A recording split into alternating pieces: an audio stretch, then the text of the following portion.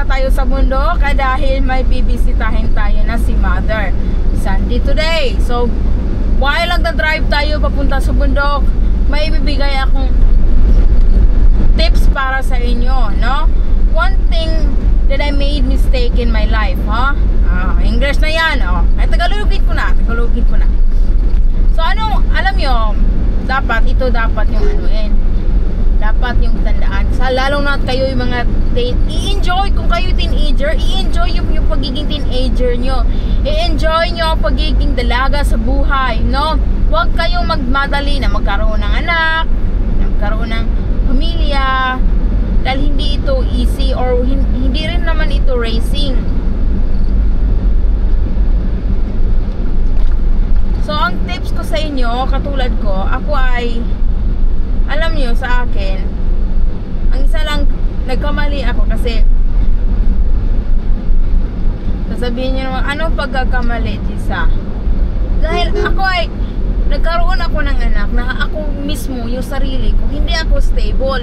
Wala akong stable na income, wala akong stable na trabaho, no? Kahit sabihin man natin, meron kayong asawa na may magandang trabaho, na kaya kayong buhayin, na mga in future na anak mo, hindi pa rin dapat tayo mga kababaihan nakadepende lang sa partner natin. Dapat alam natin sa sarili natin na kaya nating buhayin ang sarili natin at ang ating anak na mag-isa, na hindi umaasa sa partner natin. Bakit? Kasi in case na hindi kayo mag-work on or hindi mag-work on yung relationship ninyo, example, hindi kayo compatible. Kapag hindi kayo compatible, dapat mag-separate na lang kayo ng ways, no? Wag na lang kayong magkaroon pa ng like katulad ng iba na dapat magkaanak na tayo kasi baka yung relationship natin magiging strong dahil sa anak. Hindi. Dapat kung hindi kayo compatible sa isa't isa, example, nakikita mo may red flag siya, okay? Kung nakikita mo may red flag siya, so wag na lang ituloy, no? Kasi marami na po ako nakikita na ang isang asawa kahit ilang yung asawa niya nag-cheat sa kanya, maraming beses na nag-cheat sa kanya yung asawa or partner niya, no? Tapos meron silang anak. Tapos yung babae paulit-ulit na binibigyan ng second chance. Tapos yung ibang babae din binubugbog sa mga asawa nila. Tapos nagsistay pa rin sa kanilang asawa kasi nakadepende sila sa kanilang asawa. Kasi natatakot sila kung wala yung asawa nila, hindi niya kayang buhayin yung anak niya na mag-isa. Yun ang kadalasan. Kaya ako, sa totoo lang, para maghiwalay na kayo ng phase 4 kung in case ganun ang mangyayari. Katulad ko, kaya kahit sabihin nyo sa akin na Jisa, meron ka namang trabaho dyan, meron ka namang kita, sa pagbablog. Hindi po.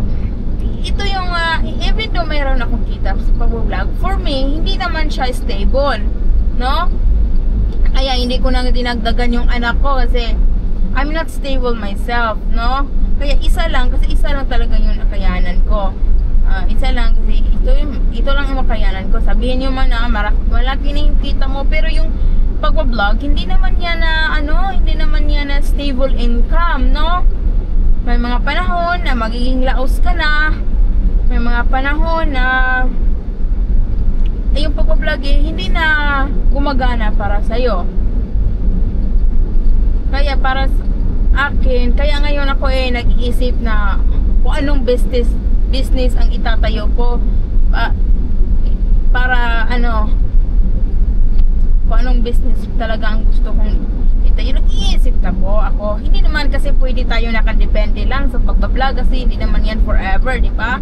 Kaya nga, hindi ko na rin dinagdagan yung anak ko. Sabi ng iba, dapat bigyan mo ng kapatid si Liam. Hindi ko po bibigyan ng kapatid si Liam. Bakit?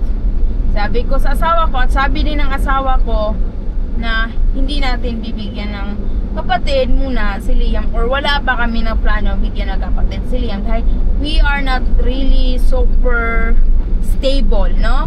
Hindi pa kami 100% na stable sa income, sa pera, in many ways. Meron naman, kaya naman namin buhayin yung sarili namin. Pero kapag magdagdag pa ng anak, diba, mahal yung tuition, school, hindi pa rin namin alam if yung anak ko makakatch ba like other kids, or maybe he needs more attention, or I mean maybe he needs like more therapies, more like parents, you know, yung kailangan titigan, ganon. So, hindi pa namin alam. Hindi naman pwedeng dagdagan na lang natin dahil lang sa lahi na maganda. No? Dahil lang sa lahi na maganda, sayang ang lahi. Paano naman yung lahi mo kung wala kang maibigay na magandang future sa anak mo? Kung wala kang maibigay na magandang future sa anak mo, kung hindi mo kayang bigyan, di na lang tayo magdadagdag. Okay? Katulad ko, mahal yung tuition, pag-aaral, therapy, no? Mahal na nga ang mga bilihin ngayon. Kaya ito talaga yung sinasabi ko, encourage yung iba na kahit maraming iba nagsasabi na sayang lahi ko, okay lang yun. Kasi naman kung magdagdag tayo, what if next time, what if lang ha, next time na magkaroon tayo ng isang baby pa, tapos magkakaroon ng autism na like autism na worst part, na like hindi medium lang, yung mahirap i-handle na autism, diba? Kasi alam nyo, kasi nga yung ano ni Axel, hindi ko sinasabi matagal, I think hindi ko nito naisabi na, alam nyo kasi yung dugo ng mama ni Axel, sa mother side ni Axel, meron siyang mga meron siyang mga cousin na which is ADHE ba yun? ADHD, at meron ding basta meron silang side na mga gayon. Kaya ako natatakot na ako.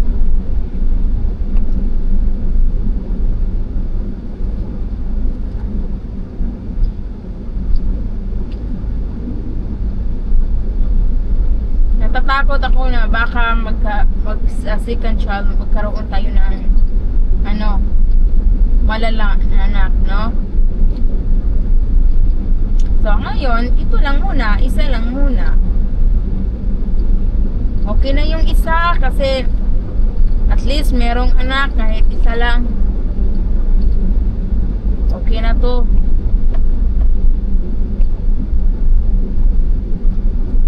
Kapag dalawa, imagine niyo, dalawa yung anak ko, tapos si Axel masakit yung tuhod, tapos masakit na yung likod niya, hindi na, kapag dalawa yung anak ko, ako mismo, ako lang yun ako pa yung may medyo matigas pa yung tuhod. Yung asawa ko, hindi na matigas yung tuhod, palagi nang sumasakit yung likod, hindi na niya makakarga si Liam, hindi na gaano makabuhat ng mga mabibigat.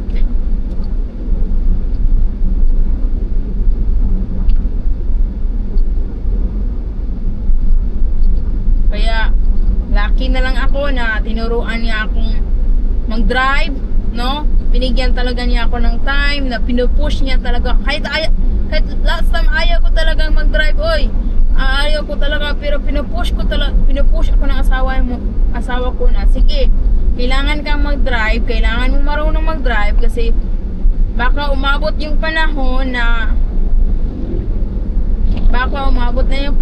hindi na niya kayang mag-drive dahil sa sobrang sakit ng likod niya, no? Minsan umiiyak na siya sa sobrang sakit ng likod niya. baka hindi niya makapag-drive, at para din hindi na ako maghihintay sa kanya kung saan man daw ako pupunta. O, di ba maganda yung intensyon ng asawa ko. O, di ba nagamit yung skill na pagdadrive ko sa paghatid ng anak ko sa therapy. So, di ba mas maganda kasi hindi na ako naghihintay sa akong asawa. Na yung asawa ko makapagtrabaho na kahit ano. Kasi marunong akong mag-drive, tapos kahit saan ako, sama-sama palagi yung anak ko kasi kaya ko naman yung isang anak, kaya ko yan. Kaya ko lang yung mag-isa na buhat-buhatin kung kahit saan kami, pumunta kami ng beach, pumunta kami ng mall, kaming dalawa, kasi marunong na po akong mag-drive. O, diba? Kahit hindi ganong bago itong sasakyan, as close na tumatakbo, okay. Tulog na nga yung pasahero ko, tulog na. So anyway guys, kung nagtatanong kayo, just bakit laging hinaharap mo yung camera? Ipakita mo naman yung view mo sa bundok. Hindi ko po may pakita po kasi nagdadrive ako. Yung camera ko po, nilagay ko po yan sa car at screw. Tapos kapag tatanggalin ko yan para maipakita nyo yung view, hindi pwede kasi hihinto muna ako bago ako pero hindi naman kasi ako ang tao na hihinto kahit saan sa kalsada. Natatakot ako na huminto kahit saan sa kalsada. Sabi ni Axel kasi, huwag kang huminto kung hindi naman emergency, huwag kang huminto sa tabi ng kalsada kung hindi naman importante. Kasi dangerous. Paano na yung iba daw? Yung iba, sobrang bilis nagpatakbo. Tapos hindi niya namalayan na ikaw nasa kalsada, nagpa-park. Kasalanan mo. Kahit hindi ikaw ang kasalanan mo kasi ikaw mismo nag-park sa kalsada. Alam niyo, sumusunod ako ng utos ng asawa ko, no? Alam niyo, Norwegian, Europe, kailangan pagdating sa mga rules talaga, si Axel hindi yung basta-basta, sumusunod talaga yan. Kaya hindi niyo nakikita yung sasakyan. Kapag sabi ni Axel, kung marami kang pamilya sasakay sa sasakyan, sasakay yung sakto lang, hindi dapat sumakay ng sobrang dami kasi kailangan yung seatbelt natin lang 4, so kailangan 4 lang dapat nakasakay kasi in case natin mo lang kung mangyari mabangga, no, safe ka dahil naka seatbelt ka at legal din. Imaginein mo, hindi mo kasalanan tapos yung tao bumangga sa'yo pero hindi mo kasalanan, no? Pero hindi ka nagbo-wear ng seatbelt. So, meaning meron kang kasalanan pa rin.